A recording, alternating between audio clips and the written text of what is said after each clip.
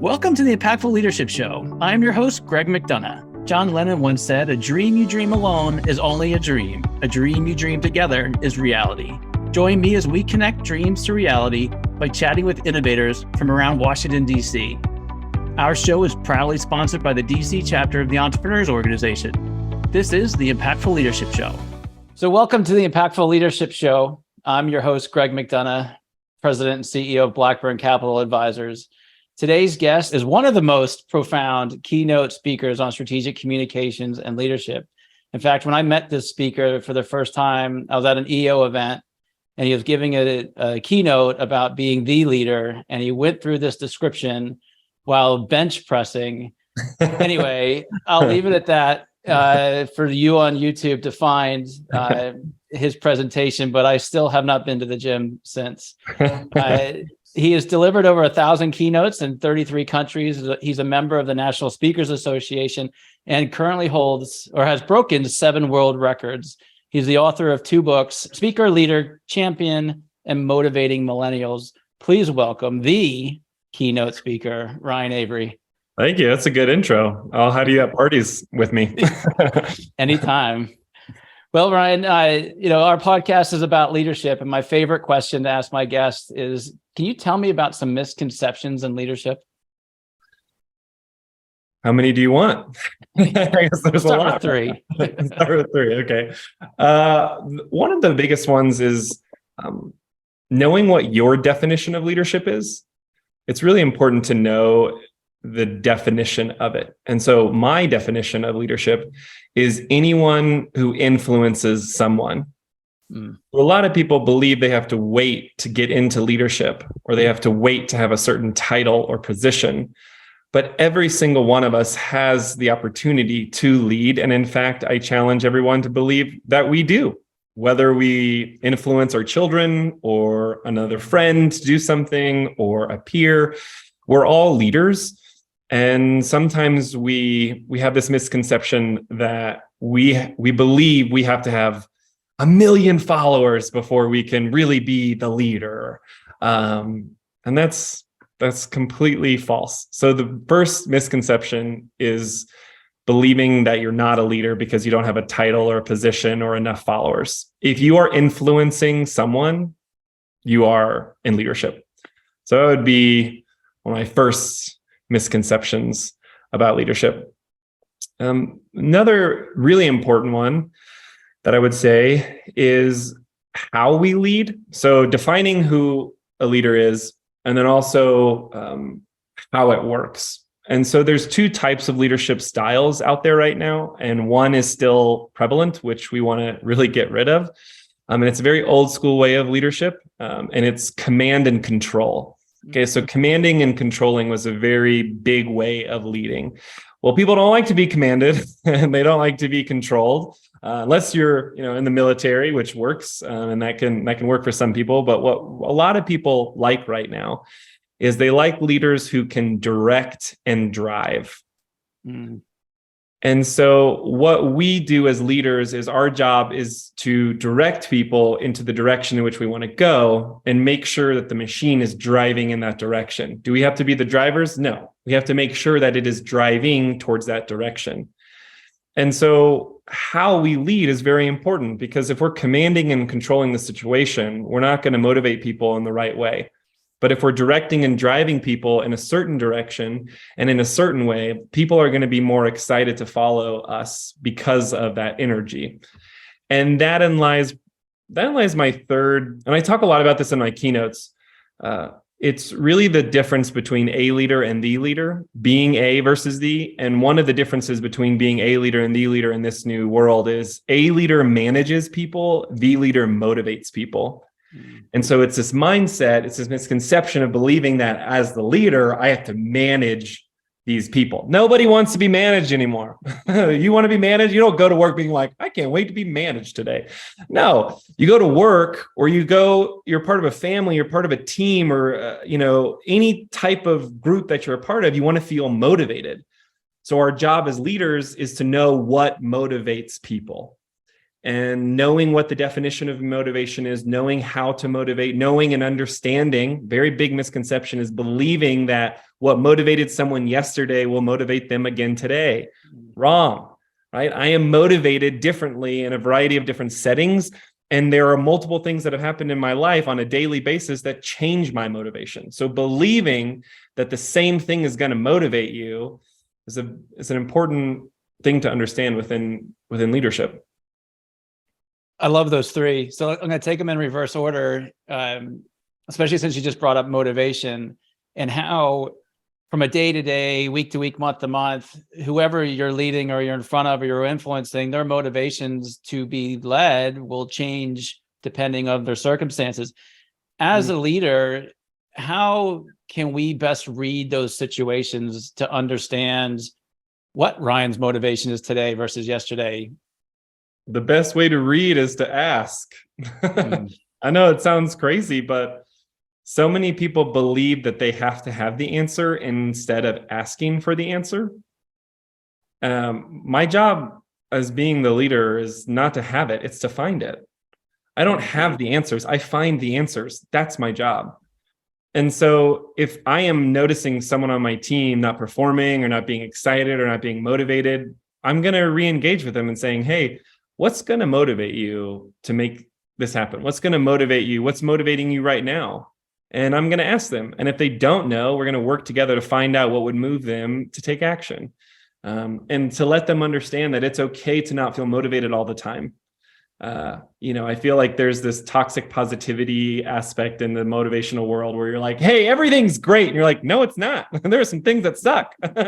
So understanding that allowing yourself to not feel motivated is an okay feeling. Sometimes we feel guilty. I'll say myself, I won't speak for any other person, but I can feel guilt sometimes when I know what I need to do, but I'm not motivated to do it. And what happens for me is because you set something down doesn't mean you can't pick it back up again. And I think we forget that is it's okay to set something down, to breathe. Like we wouldn't you brought up the gym. Like if our muscles were tearing while we were halfway lifting up weight, we would be like, no, we're going to keep doing it. You'd be like, set that weight down. What are you doing? Like you are hurting yourself. So not feeling motivated is an okay feeling. Like that's okay. Maybe that's exception number 4. Well, I want to dig into that because I suffer from that as well on certain days. The motivation changes, or you have that guilty feeling around a deliverable or a conversation you need to have. Yeah. So how have you handled that? How do you recognize that, you know what, I don't need to be this motivated right now for this thing. I'm going to put it down and come back to it at another point in time. Do you have a system or a process that helps you like not lose control over all the things that we kind of push to the back burner at times? Well, some of the things that I do is I really break down the social beliefs that some of us have, like especially in EO or like in those of us who are CEOs or those of us who are A-type personalities. And we hear these things like, if you rest, you'll rust, like never quit. And you're like, what? No, those are really good things to do. Like quitting often and knowing when to stop and knowing when to rest.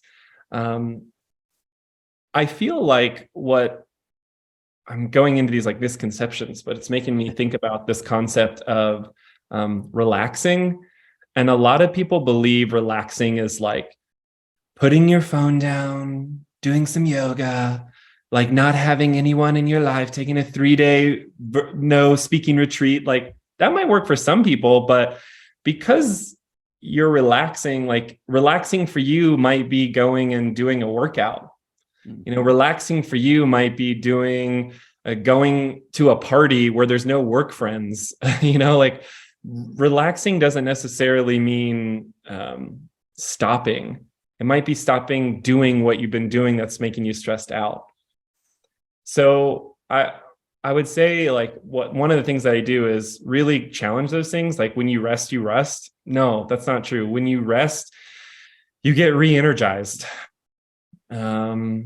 We're not computers. We're supposed to take breaks. We're supposed to recharge. And sometimes what we do is we recharge with the wrong thing, right? So we think that we're resting, but really we're working and we're numbing out, and we're not necessarily taking a pause to recharge to get that energy back that we need. So yeah, I look at that a lot. I know when I start using when my logical brain starts to sink in and I start saying words like I need to do this or I go, okay, Ryan. I coach myself like I would some of my clients, and I go, okay. I also have coaches myself, and I talk to them. There's a lot of things that I do to make sure that I am not living by the fear of, and I was talking about this last night with my wife. There's a fear, which isn't true. There's a fear that if I stop, I will lose momentum. So it will take me longer to get back to where I am. And that's not true. There can be an autopilot function, right? Where you can still be in the air flying, but you can press an autopilot button and relax a little bit and then get back into the same position that you're in, and maybe even better because now you're more focused.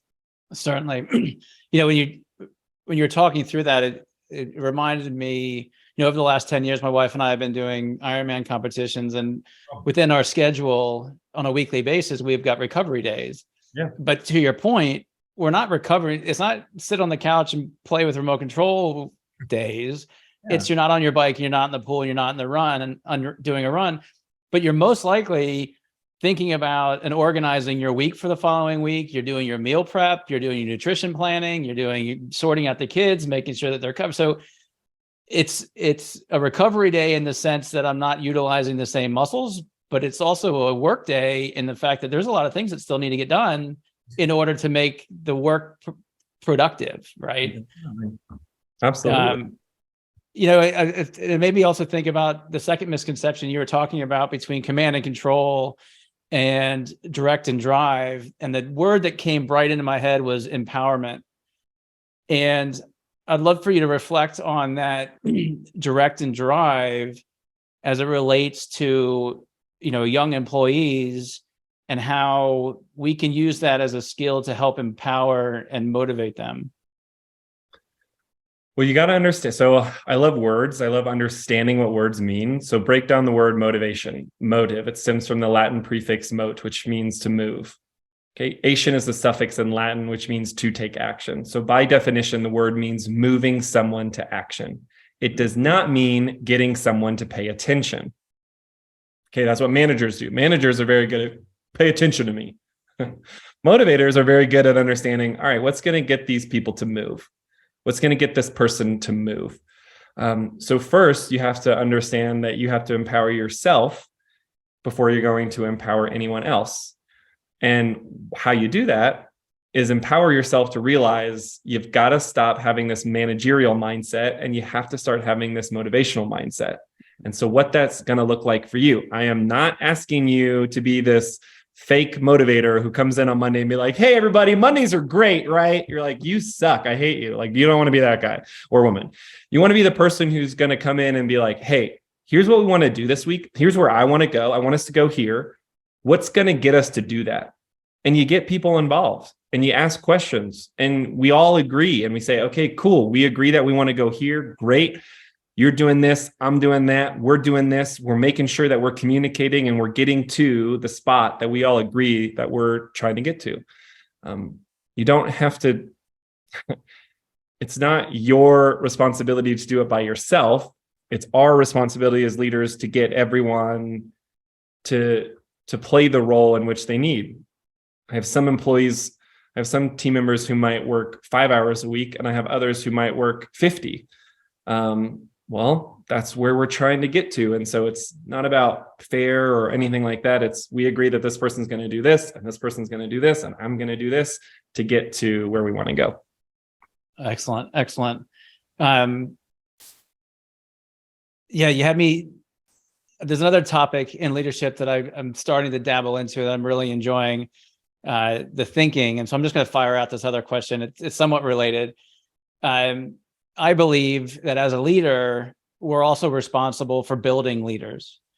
And I would love to hear your reaction to that as you just talked about motivating and, bringing a group together and collectively saying, okay, here's where I want us to go. Here's where we're going to go. Who's going to do what? Let's get all motivated together. To me, that's a function of building leaders, right? We're showing and helping others sort of be part of the team and grow with the team.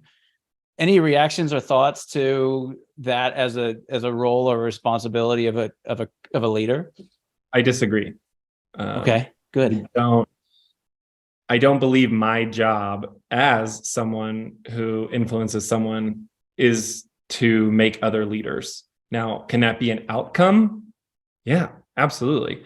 What I do maybe inspire or motivate other people to say, hey, I want to start my own business or do my own thing? Absolutely. That's super cool. I love that. But that's not my responsibility. That's not my job. My job is to direct and drive. My job is to say, here's where we're going. I want us to do this. What's the best way of doing it? Understand that my way might not be the best way. So I've got to hear from other people. But my job as leader is to influence to get to somewhere else or to do something else. That's where it's important to define leadership, right? So you and I might have very different definitions of leadership. Neither one of us is right or wrong. It's our definition. And therefore, now we have followers to base off of that, right? Certainly. Yeah. So I would disagree with that. Fair enough. Ryan, thinking about the keynotes you've been doing over the years, your conversations around leadership, as you think across sort of your influence over these many years, has the message changed since like the beginning when you've been talking about leadership and bringing teams together, or you get that phone call from a client who wants support, you have to go talk to their sales team about, has the messaging changed over, I'd say, the past 5-10 years? Yes. Meaning like, have my messages changed? Like, have my strategies changed? Or more of like what a client is looking to hear from, talk to us about how leadership has changed over the last 10 years from a perspective of somebody who speaks on it. Yeah. So one of the biggest, so when I do calls, when someone is interested in me keynote speaking, right, we'll have this setup calls. And one of the big ones that we get is communication has changed for our company. How do we get back to communicating more efficiently or effectively? Like, that's a big one, right? Because I teach a lot of effective and efficient communication strategies. Well, the very first thing I say is communication has never changed. Communication will never change. Communication, by definition, when you break it down again, com, uni, ation, com meaning with, uni meaning one, ation meaning to take action. It's the transfer of one piece of information. What has changed are the methods of communication. And so what happens is, 30 years ago, there were a couple ways to communicate: in person, over the phone, and fax. Well, now we have a billion ways to communicate, right? We've got Slack, and then Facebook me that Instagram post where you then email me and text me, and you've got all these different forms of communication built into the system, thinking that it'll make people more efficient and effective. But in all reality, what you've done is you've made a harder game of telephone, and you made it way more complicated for people to understand and digest the information that you are communicating to them. So the biggest thing that I've seen is teaching companies how to communicate effectively while believing they think that it's being more efficient or effective, but really they've created a headache. The other thing that we've been discussing a lot too, and this might be because of, I don't know how many international followers you have, but American politics has changed the game for a variety of reasons. And I mean, this is a good example for us, even in this conversation. We have lost the ability to gracefully disagree. Okay, so it's either I'm right and you're wrong, you suck, I'm great. It's this concept of you and I, right? Like, we disagreed on something. You agree, you believe leadership is this. I do not believe leadership is this. Okay, right? It's not like, oh, I'm getting off this podcast. This sucks. Boom, like in the phone call. But with a lot of things, that's what we do now. And so in the workplace, especially, we've forgotten the ability that people are different and that we have different ideas and beliefs, and that's actually what makes work and life so enjoyable, are the differences. And so what I focus on a lot too is I consult with a lot of companies of how to embrace those differences, but more importantly, how to communicate them in a respectful way, how to disagree and not be angry with that person. That creates me not wanting to work with them. So, and then I'm not as productive to then slow down the direction and the drive which we want to go. So yeah, there's a lot of things that COVID, hybrid meetings. I talk to a lot of companies about how do I motivate my people when they're not there? Like how do I do these things? So yeah, a lot of content has changed in that regard. Certainly. So let's take that one step further on the ability to disagree in a conversation and communication at the workplace. Yeah.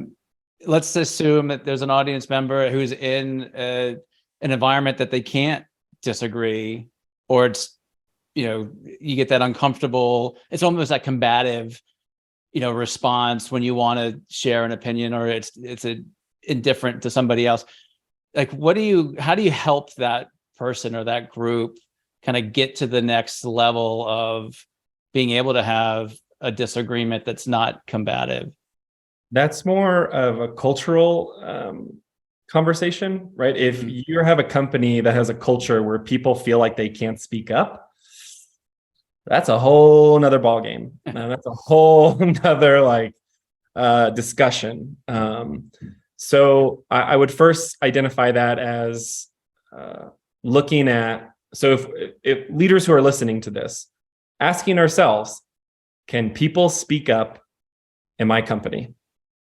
Okay. Do they feel safe to speak up in my company? Okay.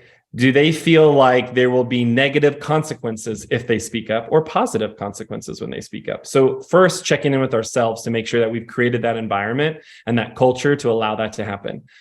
If it doesn't, well, that's when you need to have that conversation. You need to have those trainings. You need to have that discussion about, here's what we want to do moving forward.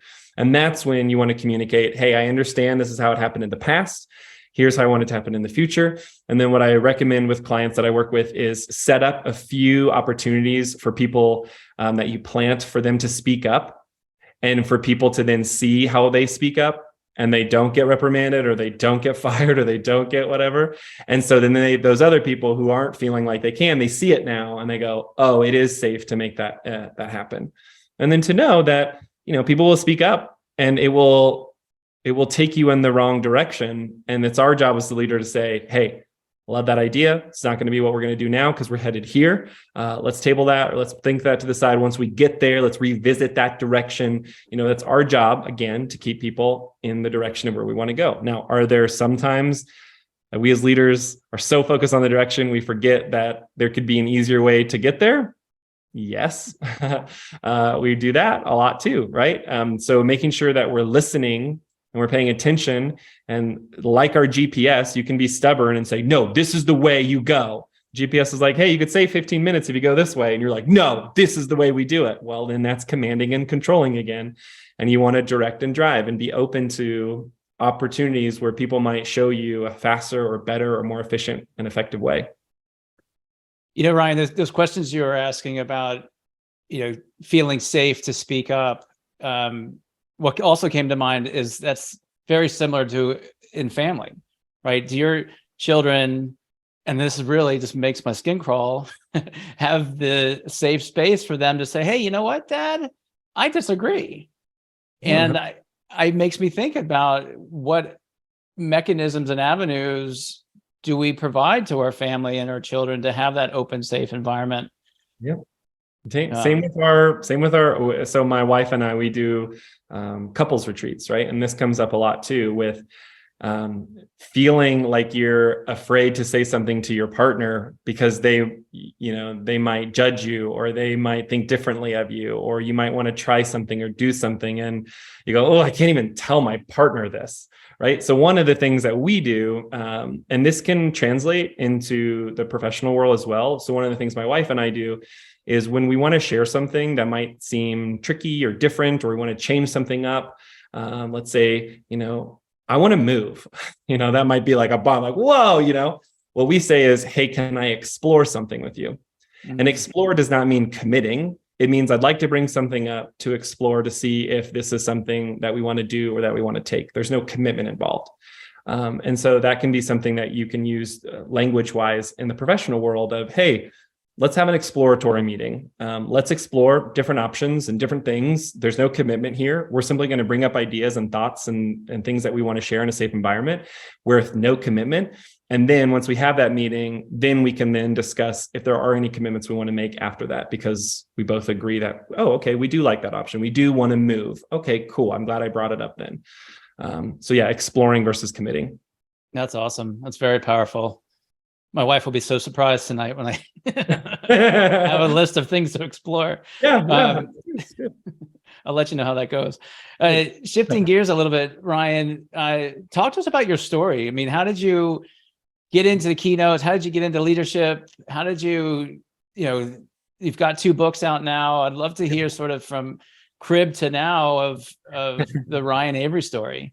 Well, when I was born, I weighed 12 pounds. No, I'm kidding. Well, we won't start that. I did weigh 12 pounds when I was born. But for me, how it started is back in 2012, I won. It's called the World Championship of Public Speaking. So 30,000 people, 116 countries compete for this. It's through an organization called Toastmasters. And it's about 8 months of competition. So it was like 30,000 people, 15, and all the way down to the World Championship. And I won the World Championship. And then the next day, I woke up to 269 emails asking me to speak. And I was like, what? And I didn't know business back then. I used to work for Special Olympics. I was the director of marketing and communications for a nonprofit up in Pacific Northwest. And I loved it. Thought I was going to do that my whole life. And I'd work like 60 hours a week. I'd fly out Friday, go speak on Saturday, come home Sunday, super burnt out. And along this journey, people and I was meeting other speakers at conferences, right? And they were telling me that they were getting paid. And I was like, what? They just offered me free travel. I was like, how are you? You're not getting paid. There's no way. And I realized that there's the business side of speaking. And I really felt intrigued by that. And so my wife's unemployed at the time. I asked her, hey, I think I can do this, but I need to quit my job. Can I quit my job? And we would have to move back in with my parents, which they live in Texas. So we had to move in, and we sold everything that we had. We moved back to Texas with my parents, which was a very fun feeling, moving your wife back in with your parents. And about 6 months later, we had a full calendar. Now, within that calendar, I would say it took me about 3 or 4 years. I've been doing this for a decade now. It took me about 3 or 4 years to realize people don't pay me to speak. There's an ego side of public speaking where you go, whoa, they're going to hire me to speak. Nobody hires Ryan Avery to keynote. They hire me to make their event the best event of the year. They hire me for their strategies that their people can use to make their business better. So what I learned is it's not about me, it's about strategies, and it's about opportunities to figure out the business side of how can I make this event better than last year's event and get them excited about coming to next year's, right? So I spent a lot of time doing that, but I realized for me, I look like I'm 12 years old. So how am I going to teach leadership when I look like I'm a teenager? I realized that for me, in order to teach people, I also had to be the leader. I had to do leadership. I had to do and be in leadership. So for me, how I did that was through my world records. So I wanted to see if the strategies I was learning and coming up with actually worked. And so I applied those to breaking world records, and they worked. And sometimes they didn't. And sometimes they were epic failures. But I realized that as long as I was doing leadership and I was being in leadership, then I could teach leadership. And I did that through my world records, and that's how I continued to do it. And yeah, that's how I got started. And if I read correctly, you've broken 7 so far. Attempted a lot more, but yes, I have broken 7. I have attempted a lot more, but broken 7. Yes. Tell us about that epic fail that you mentioned. Oh man, I got so many of them. And they're not even through world records now. They're like through Ironman competitions that I do, or they're through little things that I do that I apply the A to V principles to everything in life to see how they work or how they don't work.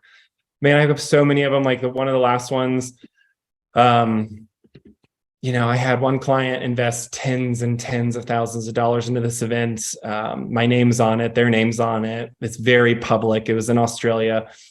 And we needed 958 people for this world record because we're building an image out of people. And we had 920 people show up. So we were off by 30 people. And I had to, in front of 900 people, say, we didn't break the world record. Thanks for coming out.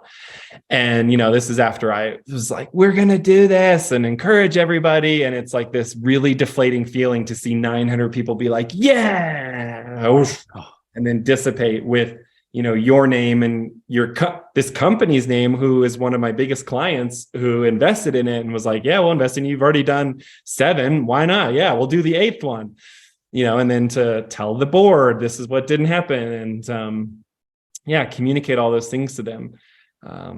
Very painful, very painful, but also really cool though. We raised over $100,000 for this organization, and we did some really cool things. And there's some really cool things that came from it too.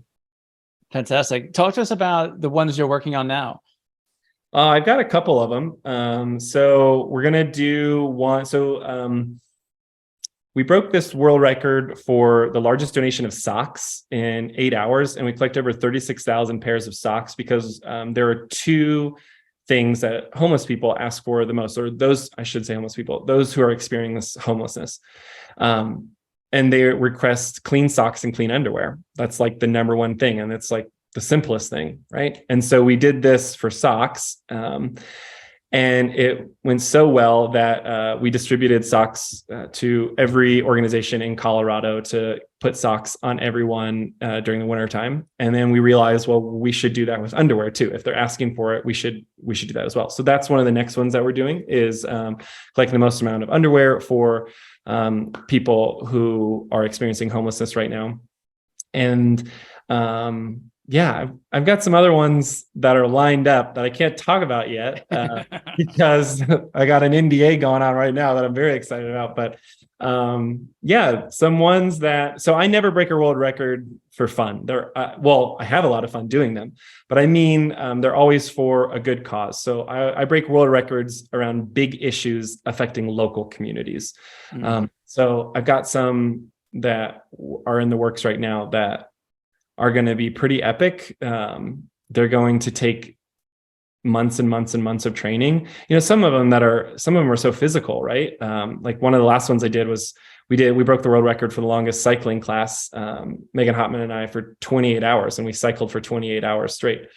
That's a crazy one, right? Like you bike for 12 hours and then you're like, let's go 16 more hours. Like it's a hard mental thing to get over and do. So they take a lot of energy, a lot of money, a lot of time, a lot of training. So I love them. Some people think I'm wild, but I love them. You need to have your thing for sure. So talk to us. There's an audience member, a group of audience members who are interested in either your training as a coach or keynotes. Like, talk to us about who's the right audience for not your world record breaking side of what you're doing, but your keynotes and training and leadership. My clients are those who identify there is some type of communication issue. Okay, so there's miscommunication, or I want to be better at communicating, or I want to do something more efficient or effective, or I want to be the leader. That's who it is. It's somebody who doesn't want to be a, it's somebody who wants to be the. And that's why I teach. Don't be a leader, be the leader. Don't be a dad, be the dad. Don't be a mom, be the at what we do. So it's those leaders who feel like they want to be the. That's who I work with. They want to have the event. They want to do the training. They want, the is who I work with. Fantastic. And then taking that one step further, how can people get in touch with you? What's your social media platform of choice? Or I don't have social media, so I don't do any social media. The best way to do that is ryanavery.com. And some people My phone number is on there, my email's on there. It's me and my assistant. I have my business manager and I have a couple agents. But when you email me. So sometimes, some people will call and they'll leave a message and they'll go, "Hi, I'd like to know Ryan Avery's availability." And then I'll call them back and I'm like, "Hi, it's Ryan." And they're like Ryan Avery? And I'm like, "What? Yes, you called. What are you talking about?" Like, I'm not some impossible person. Like, yeah, absolutely. So, all my phone number and email is ryanavery.com. Fantastic. And we'll include those in our show notes along with links to your books and some other of your keynotes on YouTube. And I'll dig for the one that talks about you doing the bench press in the gym and let the audience fill in that visualization, because I just kind of want to do this. Yeah, perfect. Well, awesome, Ryan. It's been great having you on the show. I appreciate all your insights and your ability to disagree with the statement and thought that I have around leadership. I thought you handled that really, really well. And again, an example of how to do that professionally. So thank you very much. Yeah, thank you. I appreciate the thoughtful questions, and I appreciate the great discussion. Awesome. And that's a wrap, my friends. Thank you for spending your time with me. For show notes and other episodes, visit us at impactfulleadershipshow.com. One last food for thought. Walk on with hope in your heart, and you'll never walk alone.